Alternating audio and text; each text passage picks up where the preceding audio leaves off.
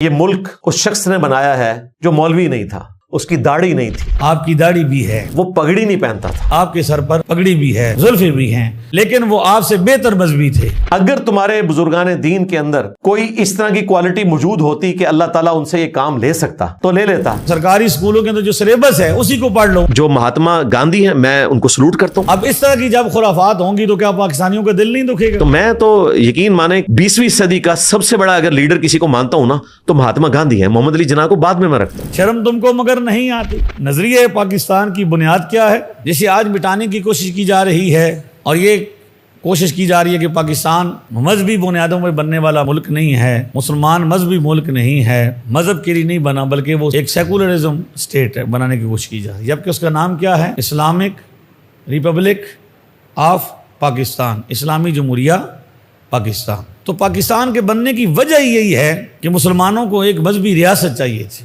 جہاں وہ آزادی کے ساتھ وقت گزار سکیں، اور پاکستان بنانے میں قائد اعظم محمد علی جناح رحمۃ اللہ تعالی علیہ اور دیگر قائدین اسلام اس لیے کامیاب ہوئے کہ ان کے ساتھ ان کے معاونین، مددگار وہ لوگ تھے جو اس زمانے کے بااثر افراد تھے، یعنی صرف وہ لوگ نہیں کہ جو مذہبی حوالے سے، یعنی ان کا تو نمایاں کردار ہے نا، کہ جو اس وقت کے بڑے بڑے علماء تھے، اس وقت کے بڑے بڑے جید اکابرین تھے، مشائخ تھے، پیران اعظام تھے، جن میں اگر آپ نام لیں گے تو سب سے بڑا نام علی پور شریف نارووال کے اندر ایک آستانہ ہے، سید جماعت علی شاہ صاحب محدث علی پوری رحمۃ اللہ علیہ، جن کی قائد اعظم کے تحت تصاویر بھی موجود ہیں اور قائد اعظم کے ان کے متعلق بیانات بھی موجود ہیں کہ اگر یہ درویش نہ ہوتے تو میں کبھی بھی پاکستان بنانے میں کامیاب، اور یہ بات انڈرسٹوڈ ہے کہ کبھی بھی کوئی اکیلا بندہ کسی بھی تحریک میں کامیاب نہیں ہوتا، وہ لیڈ ضرور کر سکتا ہے، رہنما ضرور ہوتا ہے۔ تو قائد اعظم چونکہ انگریزی تعلیم پڑھے ہوئے تھے اور انگریزوں سے وہ قانون پڑھ کے آئے تھے، اس لیے وہ انگریزوں کی زبان، انگریزوں کا عرف جانتے تھے، لیکن ان کے پیچھے سپورٹ جو تھی، جو طاقت تھی اصل، وہ مسلمانوں کے مذہبی رہنماؤں کی تھی۔ تو اس لیے پیر آف زکوڑی شریف، پیر آف سیال شریف، پیر آف گورڑا شریف، آپ جن جن پیروں کا نام لے کے اس زمانے کے بڑے بڑے مشائخ اور آستانے اور علماء، جیسا کہ سنی بنارس کانفرنس کا حوالہ جو بنارس کے اندر اس وقت ہوئی، جو اعلیٰ حضرت امام احمد رضا خان بریلوی رحمۃ اللہ تعالی علیہ کے شاگردوں اور مریدوں کی جانب سے کی گئی، اور جس کی صدارت بھی اعلیٰ حضرت کے شاگردوں نے اور صاحبزادوں نے کی، اور اس میں یہ اعلان کیا گیا کہ اگر محمد علی جناح قائد اعظم پاکستان بنانے کے مطالبے سے پیچھے بھی ہٹ جاتے ہیں، ہم سنی کبھی بھی پاکستان بنانے کے مطالبے سے پیچھے نہیں ہٹیں گے۔ لیکن یہ بھی ایک حقیقت ہے کہ پاکستان بنانے میں دیگر شعبہ جات کے جو لوگ تھے، جیسے باقی شعبہ جات ہوتے ہیں، وکلاء ہیں، میڈیکل کے لوگ ہیں، دیگر بھی افراد جو ہوتے ہیں، کسان ہیں، جتنے بھی مسلمان ہیں، سب نے کیا کیا؟ قربانیاں بھی پیش کی اور تکالیف بھی صحیح ہیں۔ لہذا ہم ہر سال جامع مسجد خانسامہ میں پاکستان کی تحریک کے اندر شہید ہونے والے شہیدوں کا تذکرہ بھی کرتے ہیں کہ یہ پاکستان بنانے کے لیے ہزاروں نہیں لاکھوں لوگوں نے اپنا گھر قربان کیا، اپنی جان قربان کی، اور کس کے لیے قربان کیا؟ جائیدادیں قربان کی۔ بڑے بڑے نواب، لیاقت علی خان مرحوم کے بارے میں آتا ہے کہ وہ بہت بڑے نواب تھے اپنے علاقے کے، اور وہ سب کچھ چھوڑ چھاڑ کے پاکستان آئے، یہاں پہ آ کے کرائے کے مکان میں رہتے، اور انہیں لیاقت باغ میں گولی مار دی گئی۔ لہذا بڑے بڑے لوگوں نے کیا کیا ہے؟ قربانیاں دی ہیں، اور ہر گھر قربان کیا ہے، جانیں پیش کی ہیں، اور وہ غازی جنہوں نے ملک پاکستان بنانے میں اپنا محنت اور کوشش کی، مسلمان خواتین کی عزتیں تار تار کی گئیں، ہزاروں لوگ بے گھر ہوئے، ایک بھائی کہیں رہ گیا، دوسرا بھائی کہیں رہ گیا، بہن کہیں پہ ہے تو بھائی۔ آج بھی تقسیم میں ہندوستان 2 مرتبہ گیا ہوں، اور میں نے دیکھا کہ وہاں پہ بھائی پاکستان میں ہے تو بہن ہندوستان میں ہے، ایک بھائی ہندوستان میں رہ رہا ہے، دوسرا، یعنی ہمارے بہار شریعت کے مصنف ہیں علامہ امجد علی اعظمی صاحب، آپ نے نام سنا ہے؟ بہار شریعت کتاب اہل سنت کی فتاوی رضویہ شریف کے بعد دوسرے نمبر پر آتی ہے۔ تو بہار شریعت والوں کے بیٹے جو ہیں ان میں سے کچھ پاکستان آ گئے اور کچھ وہاں پہ ہیں، آج بھی ان کا خاندان کراچی بھی رہ رہا ہے اور ہندوستان میں بھی رہ رہا ہے۔ جامعہ امجدیہ کے خطیب بھی جامعہ مسجد میمن، نیو میمن، میں کیونکہ ابھی ریسنٹلی وہاں دونوں جگہ جمعہ پڑھا کے آیا ہوں کراچی کے اندر، تو میں نے وہاں پہ دیکھا کہ ان کا خاندان وہاں پہ بھی، ان کے پوتے، ان کے صاحبزادے وہاں پہ جمعہ پڑھاتے ہیں، اور ان کے بیٹے محدث کبیر علامہ رضا المصطفیٰ صاحب ابھی بھی زندہ ہیں، ان کی 100 سال سے زیادہ عمر ہے، وہ ہندوستان میں ہیں۔ تو یہ ایک مثال پیش کر رہا ہوں جو اہل سنت کے علماء نے اپنا ذاتی گھر تقسیم کیا اس ملک کو بنانے کے لیے۔ یہ آسان ہے کہ آپ یہاں ہوں اور آپ کا بیٹا کسی دوسرے ملک میں چلا جائے اور پھر ساری زندگی امید ہی نہ ہو۔ اس لیے یہ کہنا، مجھے یہ بڑا کہتے ہوئے دکھ ہوتا ہے، میرا دل نہیں کرتا، اب ہمارے لوگ اتنے کمزور ہو گئے ہیں اور اتنے عجیب و غریب ان کے نظریات ہو چکے ہیں کہ اب ہمیں بڑا افسوس ہوتا ہے کہ ہم کن لوگوں کو کس کو بات سمجھائیں۔ اب ریسنٹلی 14 اگست کا موقع ہے، چاہیے تو یہ تھا نا کہ بھئی ہمیں کوئی پیغام ملتا، لیکن ہمارے جیلم شہر میں جو فتنہ موجود ہے، چھوٹے مرزا صاحب، انہوں نے یہ پیغام دیا کہ پاکستان کسی مولوی نے یا پیر نے نہیں بنایا، پاکستان جس بندے نے بنایا وہ سگار پیتا تھا، وہ پینٹ پہنتا تھا، وہ یہ کرتا تھا، اس کی داڑھی نہیں تھی۔ تو میں کہتا ہوں کہ بے شک ان کی داڑھی بھی نہیں تھی، آپ کی داڑھی بھی ہے، بے شک ان کے سر پر پگڑی نہیں تھی، آپ کے سر پر پگڑی بھی ہے، بے شک انہوں نے زلفیں بھی نہیں رکھی ہوئی تھیں، آپ کے سر پر زلفیں بھی ہیں، لیکن وہ آپ سے بہتر مذہبی تھے۔ محمد علی جناح قائد اعظم کیا ہیں؟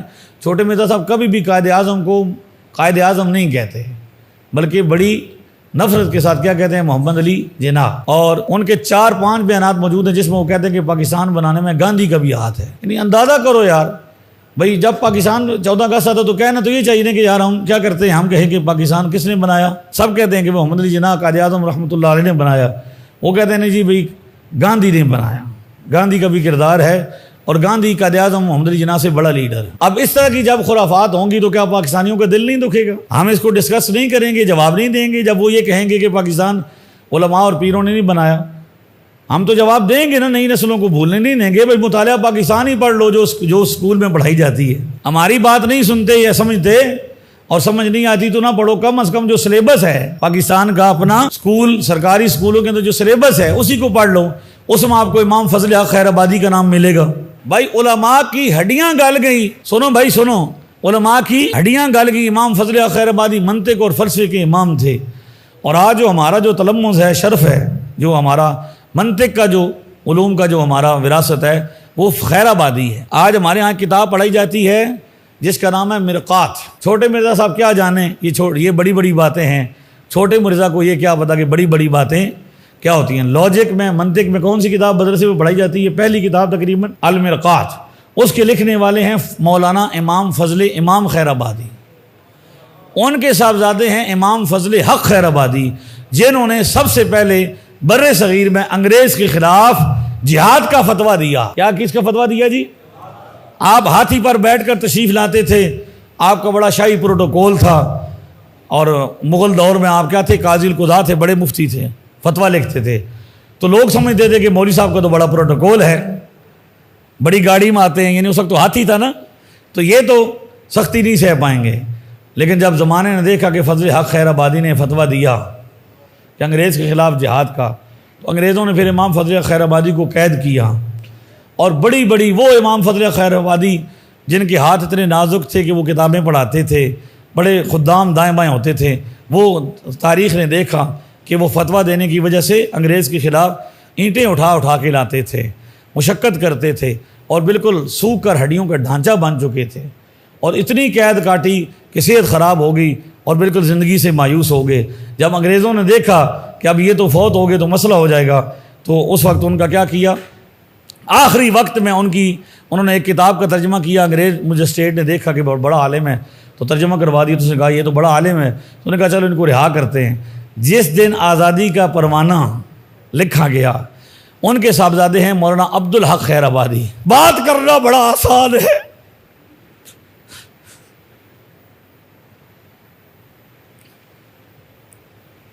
فرماتے ہیں جب ہم گئے، بھئی آیا خط کہ آپ حضرت کو لے جائیں، تو آزادی کا پرنامہ ملا، بھئی آزادی ہو گئی ہے، لیکن اندر جیل میں گئے تو حضرت کا جنازہ پڑھا جاؤ۔